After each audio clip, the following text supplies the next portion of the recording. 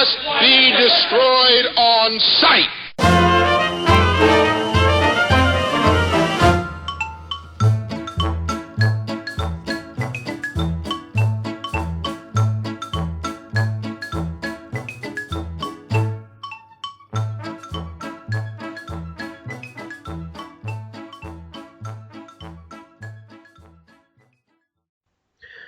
Welcome to another episode of They Must Be Destroyed on Sight, movie podcast.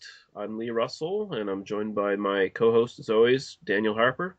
How's it going, Dan? Doing just great. Thanks for having me once again, Lee. Yeah. If my cat will be quiet, then I'm sure we'll be able to make it through this. That's all right. We're going to be doing a sort of a little bit more off the rails sort of movie this time around. We're going to be doing a sort of a low-budget Canadian sci-fi slash horror slash surreal art house type movie from 2010 called Beyond the Black Rainbow. So you're saying this is not just kind of standard cinema fare in Canada? I thought this might be kind of a just kind of standard thing you'd see in a Halifax drive-in or something. No, well, you might see stuff like this in like the Toronto Film Festival all the time, something similar anyway. But it's definitely much more of like a student art project film almost, but with $1 million budget. Right. But this is like I said, Beyond the Black Rainbow, 2010, directed and written by Panos Cosmatos. I'm probably butchering that name. His father was actually a slightly well-known director, George P. Cosmatos. He did Rambo: First Blood Part 2. He did Leviathan, and he actually did Tombstone. Although there's some dispute whether he was more like just a figurehead director, especially with the Rambo and the Tombstone movies, because they say maybe Kurt Russell ghost-directed Tombstone, and Sylvester Stallone ghost-directed Rambo, and just basically told him to point the camera where they wanted it, right? So, but either way, apparently the money from Tombstone, or the leftover money, helped fund this film. So that's an interesting little trivia bit there. The movie stars Michael Rogers as Barry Nile, Eva Bourne as Elena, Scott Hylands as Dr. Mercurio Arborea. I'll let that name settle in your brain for a minute and see if you can make any sense out of that. And Rondell Reynoldson as Margot. And there are a couple other cast members, but it's a very small cast, very low budget sort of film. It is set in 1983. Probably not the 1983 either of us would be familiar with, but it's sort of a 1983 that might be set in some world, I think maybe like John Carpenter or somebody like that might have envisioned. It's essentially this Dr. Mercurio Arborea character was in the 1960s this sort of mad scientist version of Timothy Leary, essentially. He was sort of running a cult, but at the same time, sort of going for transcendence. He set up this institute to try to get people to transcend their existence through the use of drugs and technology. Very sort of hippie-ish meets Dr. Frankenstein kind of ideas. And essentially, it shifts from the 1960s to, like I said, 1983, where his protege, Barry Nile, Dr. Barry Nile, has essentially taken over operation of the facility, which is sort of like one of those habitual biodome sort of things. Obviously, very isolated from the rest of society. It's its own environment encased inside of this dome, and basically we open up and Barry Nile is basically experimenting on a test subject, Elena, and he's essentially we sort of follow his routine as the film opens, where he's interviewing her, marking things off on his charts, testing her, and anything you want to say so far about this, Daniel? Yeah, I mean, I think that for the listeners who or maybe haven't seen the film yet, which I think would be the majority of them, Yeah. you know, it's worth noting that you've made this film so much more conventional than maybe it is. Even as strange as that kind of description sounds. This is a largely plotless film in a lot of ways. Lots of long unbroken takes. It's kind of almost a Kubrickian wet dream in terms of lots of long takes, lots of very sterile interiors, and I think it's worth noting that this is not a deliberately paced, is putting it mildly, especially for the first half or so of this movie. There's not a lot that really quote unquote happens. It's about kind of setting the mood. It's also worth noting that I kind of interpreted this. I mean, Timothy Leary is a good reference point in terms of the drug references, but in the kind of the 70s, kind of mid 70s, late 70s, early 80s, you saw a lot of these kinds of new agey kind of cults to not to use a loaded word, but lots of these kinds of fringe groups. Kind of setting up these kind of pseudo-utopian sorts of things. I kind of see this as sort of the tail end of this idea. Like what's happening here is you're seeing, like, in the late 60s, they had this kind of small but kind of thriving community of a couple hundred people, and now it's like 4 people. Yeah. It's definitely like in its decline at this point. And I think that does maybe kind of show you that justification might tell you kind of what's actually going on later in the film. Anyway, not to give anything away and not to speak out of turn, but I do think it's worth noting that Timothy Leary is definitely one touchstone, but you kind of like all the wet fever dreams of like Omni magazine, Yeah. Frank Herbert kind of, like those kind of characters.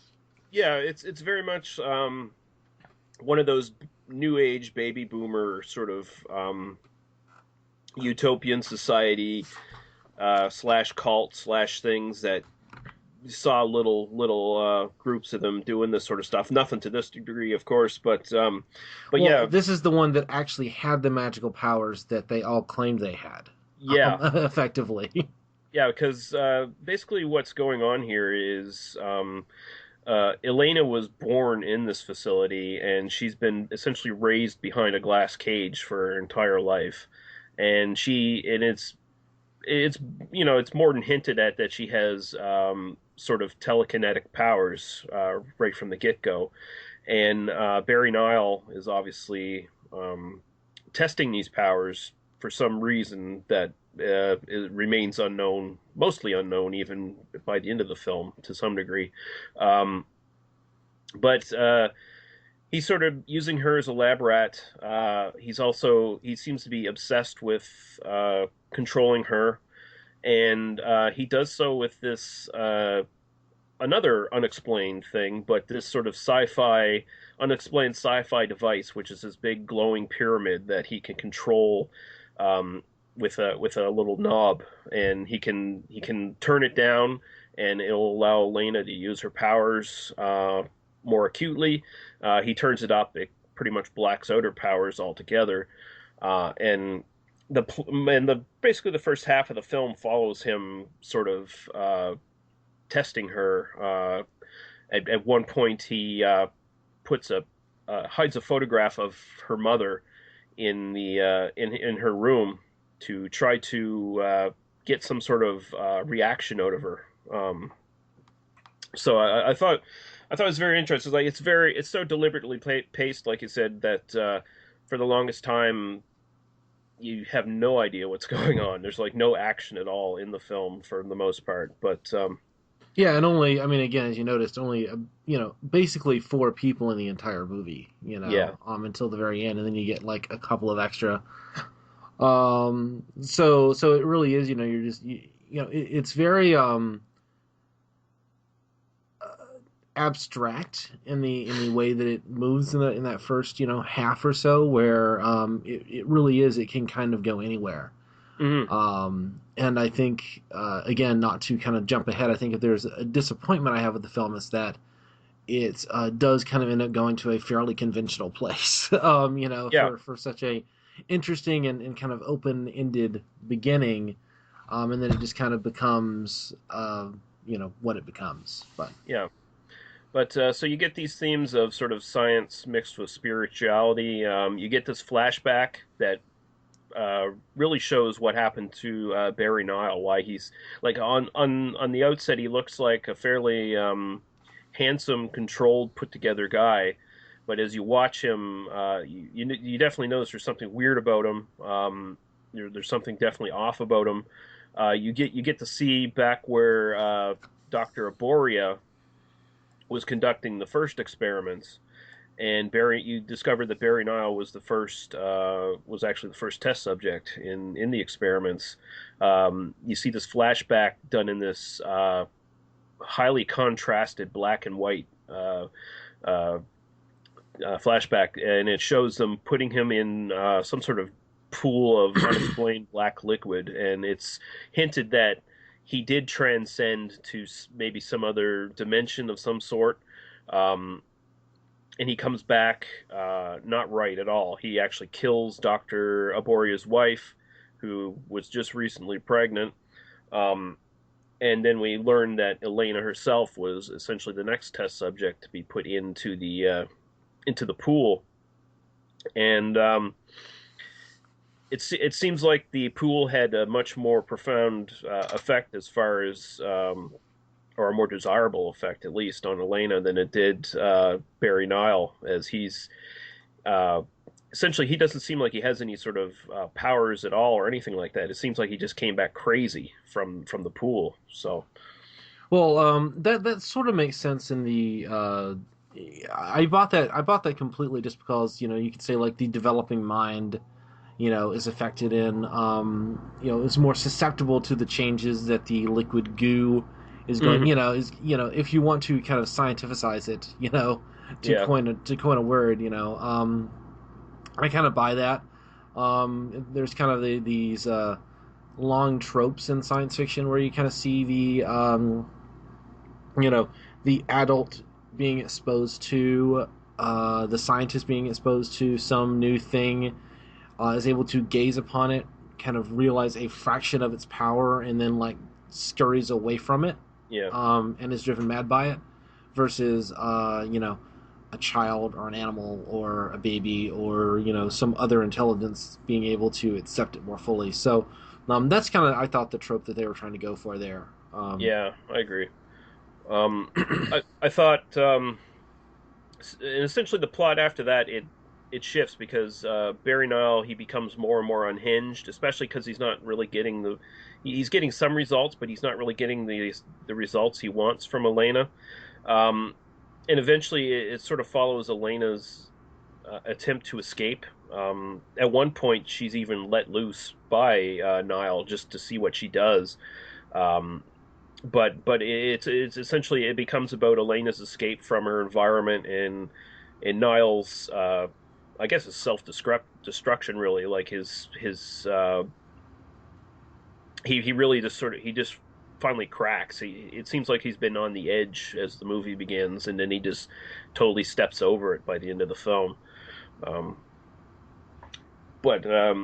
I think maybe we should go into a bit of the ending, because I can see why you said you were disappointed by it, and I can definitely understand that, because it does sort of dissolve into almost like a 1980s slasher movie to some degree. Well, it's not even that element. It's the it kind of, you start off with these kind of big ideas about this French group and psychic powers, and this girl who has these abilities, and this guy who's been driven mad, and his wife, and all, et cetera, and then it kind of becomes, she escapes, and then the movie ends. And I don't, I know you kind of, we were going to do this a little while ago, and then you wanted to watch it again, and I'm curious, like, is there something I'm missing? Like, is there, is that kind of it? I know that there might be some symbolism that the director is trying to play with, and Uh, there might be, it's sort of like one of those things where, yeah, it looks great, it's gorgeous. I really liked the aesthetic of the film. mhm. The slowness and the pacing didn't bother me at all. Really, I found myself involved in it, but I kind of felt myself like at the end, like, why did I sit through that? Like, Yeah, um, it anyway, sorry, does go ahead. on the surface it does for when I first watched it I got to the ending and it felt like a cheat to me. It was like, okay, they've been building up so long for something that's supposed to be exceptional, at least you think it's supposed to be exceptional, and then it seems like they cheat at the end and just sort of end the film. um, but I think that was probably the director's. I get the impression that was his personal choice to go against convention. Like, instead of seeing the big psychic battle like you see at the end of Dark City, you see the direct opposite to go against the viewer's expectations. I think the point was that in the institute itself, Barry Nile, who he's on edge, of course. He's trying to control his own life through the use of drugs, through this facade he puts on. Um, and he's, of course, controlling Elena. He's essentially controlling all of his environment. And he is essentially, God where he's sitting at that point.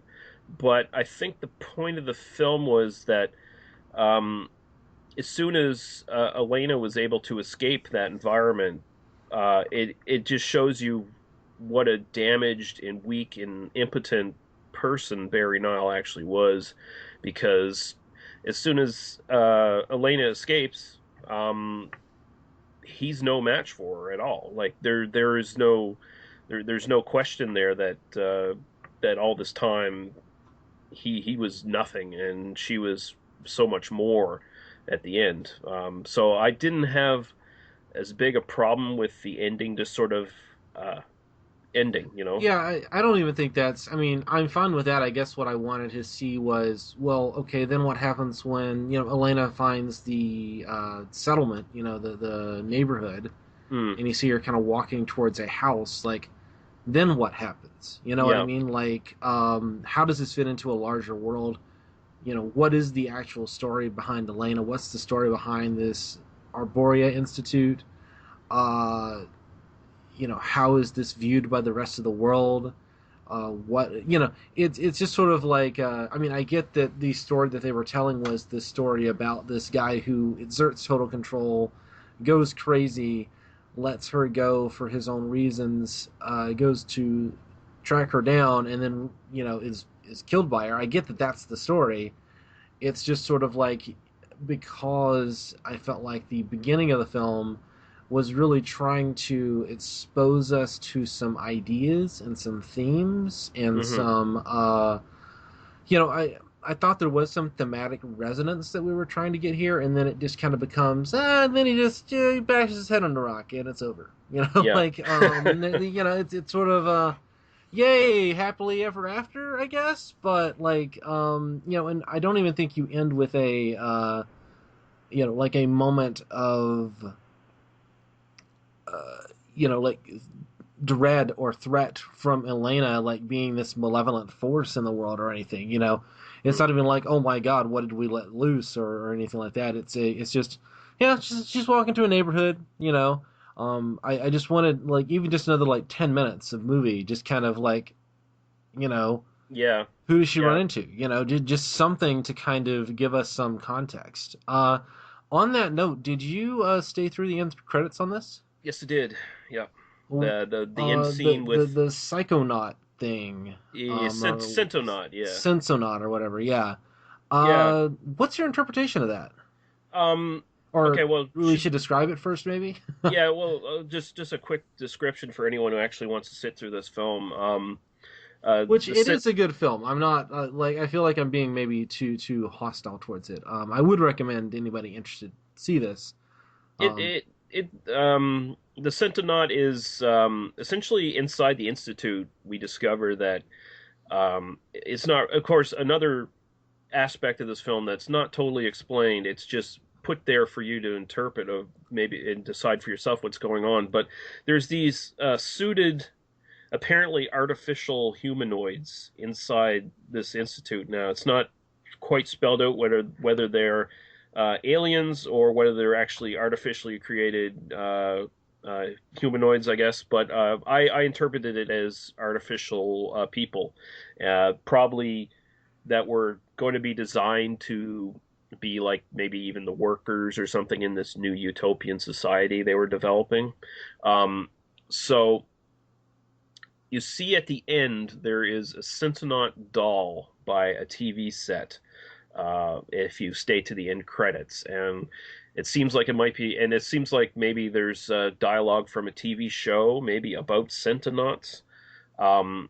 At first, I was kind of thinking that maybe they were going for the idea that this was all in Elena's head, and she maybe fell asleep in front of the TV watching a show about Sentinauts or something like that. But I think maybe it's not.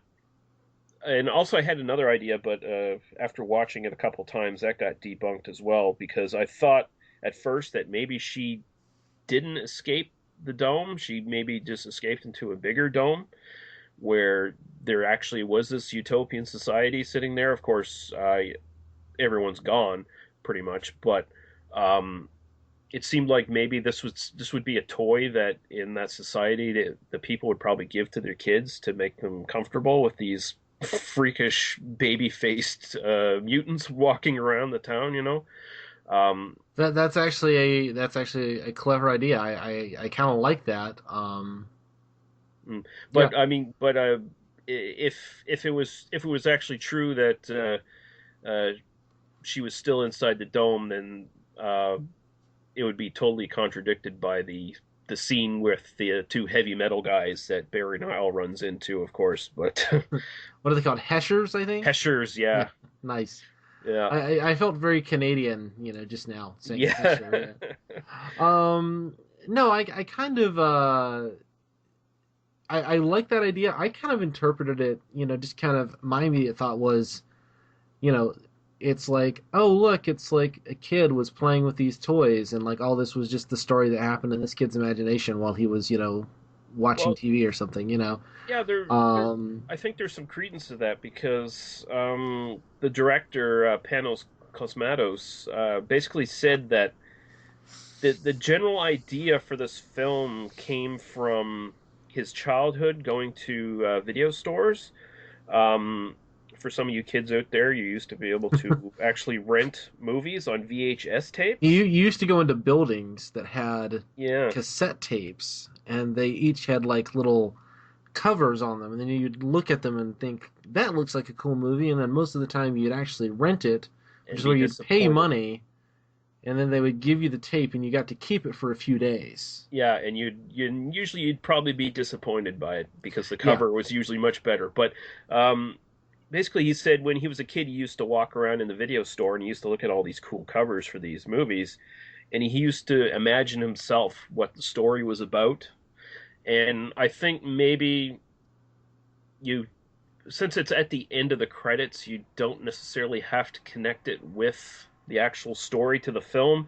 I think it might actually just be a little nod to his own childhood and making up stories and stuff with the stuff around him. It might be something as simple as that. I don't know, but. I mean, it's clear. I mean, again, it's clear. It's clear that the director has talent.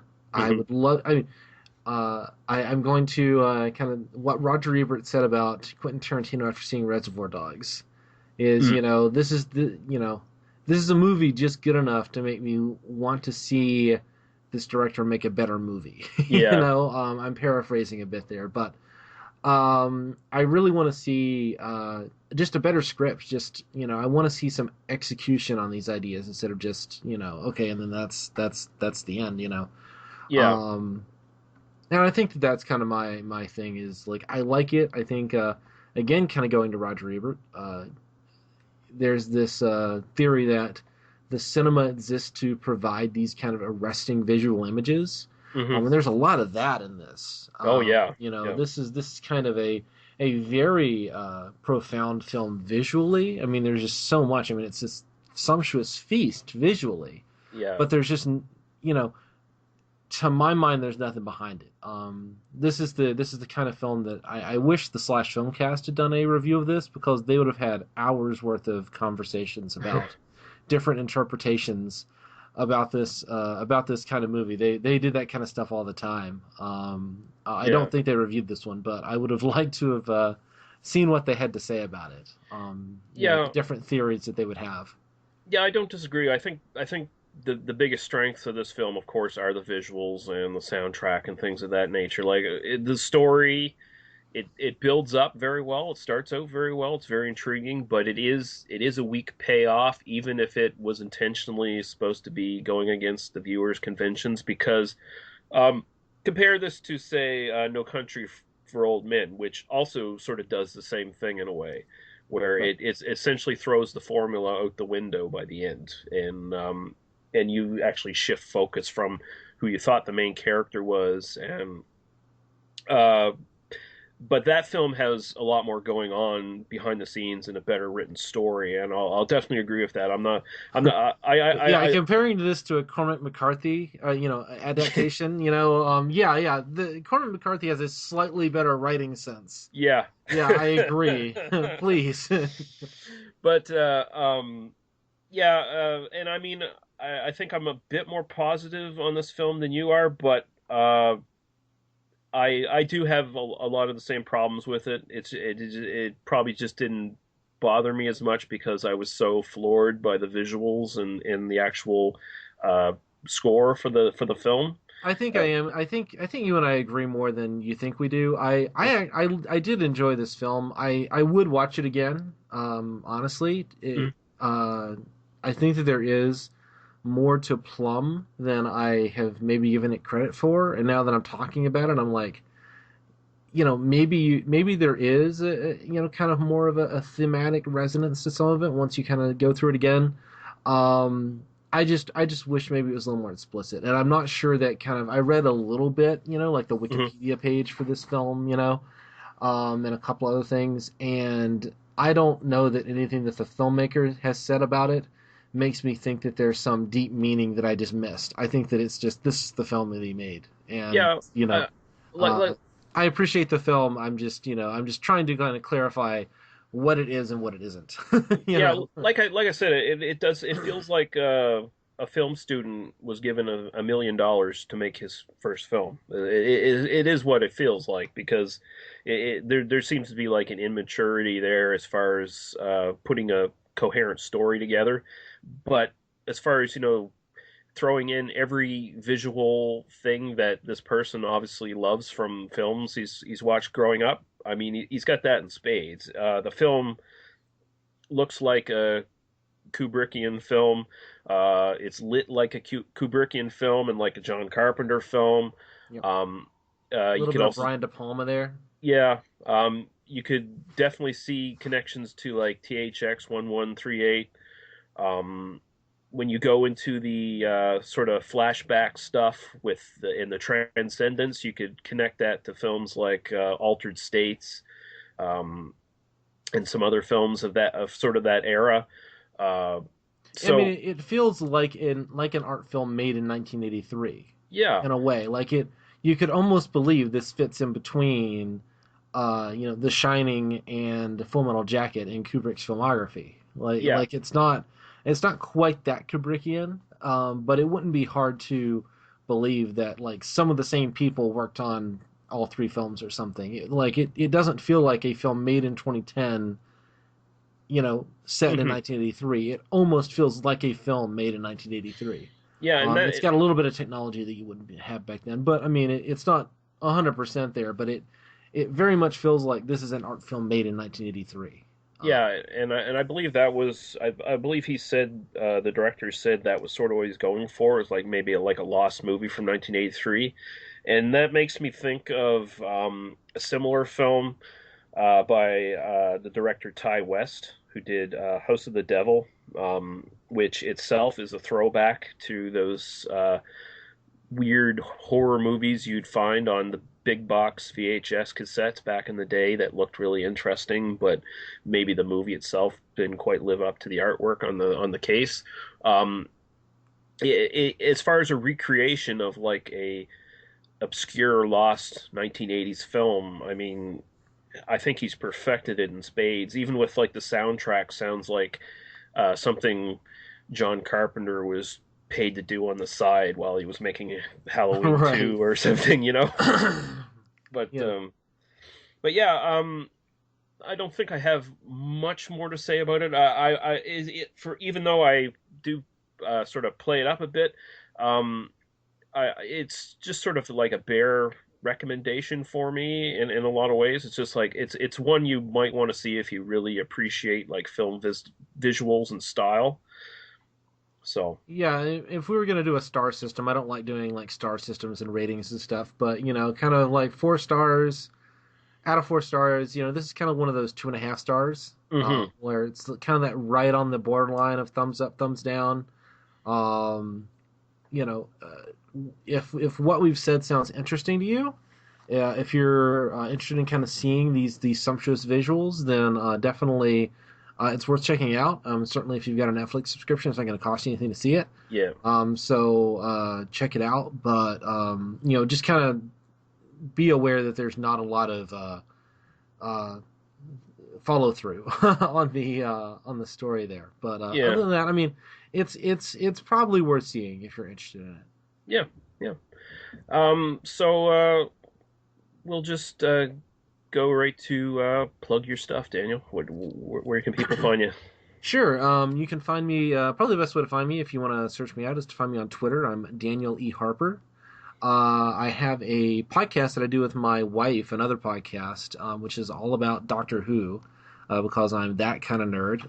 So you can check me out there. It's Oi Spaceman. That's oispaceman.libsyn.com. So if you do want to listen to me talk more about slow moving things that don't always have a proper ending, you can listen to me talk about Doctor Who there. That would probably be the best thing to do. Mm-hmm. And of course, if you're not listening to this podcast from Podbean, you can find us at Podbean at the abbreviated "They Must Be Destroyed" on site .podbean.com, I believe it is. I'll link it if you're on the YouTube video. I'll just link it down there anyway, and you can find all of our links there as well as some other interesting podcasts. And if you have any hate mail, anything like that, or if you want to praise us, you can send all questions and comments. Actually, you can do it on Podbean. You can send email directly to me at hoagley.reviews@gmail.com. Or you can leave comments under the YouTube video, depending on where you're looking at this. So we definitely love feedback, and we'd encourage anything, even if it's negative feedback. So, especially if it's negative, because then we'll read it and laugh about it on the air. Yeah, we'll tell you all how stupid your opinions are. Okay, so I think I'll pick the music for this episode, what we're going to go out on, and I think it's pretty obvious. I'm just going to pick something from the actual soundtrack to this film by a group called Sonoya Caves, and they do this really great soundtrack. I really, really love it. It's actually on my MP3 player right now as something I listen to while I'm at work. So until then, we're going to take off. Thank you, Daniel. Thanks for having me once again, Lee. Yeah, and thank you guys for listening. Bye-bye. Bye.